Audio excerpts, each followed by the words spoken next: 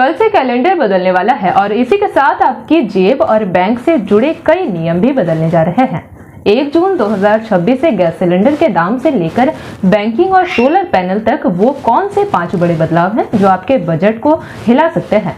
अगले 2 मिनट में सब कुछ विस्तार से जानेंगे। नमस्कार, आप देख रहे हैं जेपी भारत लाइव। पहला, रसोई गैस और कमर्शियल सिलेंडर के नए रेट। महीने की पहली तारीख का सबसे बड़ा अपडेट एलपीजी सिलेंडर की कीमतों को लेकर होता है। कल सुबह तेल कंपनी घरेलू और कमर्शियल गैस सिलेंडर के नए दाम जारी करेगी। पिछले कुछ हफ्तों में ग्लोबल मार्केट में कच्चे तेल की कीमतों में जो हलचल हुई है, उसका असर सीधे आपके किचन के बजट पर दिखेगा। देखना होगा कि सरकार जनता को राहत देती है या महंगाई का एक और झटका लगता है। दूसरा, हवाई यात्रा हो सकती है महंगी। अगर आप जून की छुट्टियों में कहीं घूमने का प्लान बना रहे हैं तो यह खबर आपके लिए है। 1 जून से विमान ईंधन की कीमतों में भी बदलाव होने जा रहा है। तेल कंपनियां हर महीने की शुरुआत में हवाई ईंधन के दरों की समीक्षा करती है। अगर एटीएफ के दाम बढ़ते हैं तो एयरलाइंस कंपनियां टिकटों की कीमतें में बढ़ोतरी कर सकती है, जिससे हवाई सफर करना आपकी जेब पर भारी पड़ सकता है।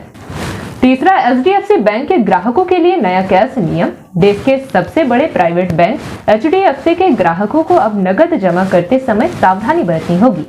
बैंक ने 1 जून से छोटे नोटे और सिक्कों की जमा करने की एक लिमिट तय कर दी है।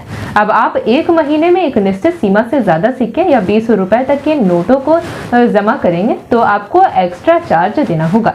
यह नियम खासकर उन छोटे व्यापारियों को प्रभावित करेगा जिनका कैश का लेन देन ज्यादा रहता है। चौथा, सोलर पैनल और सब्सिडी के कड़े नियम।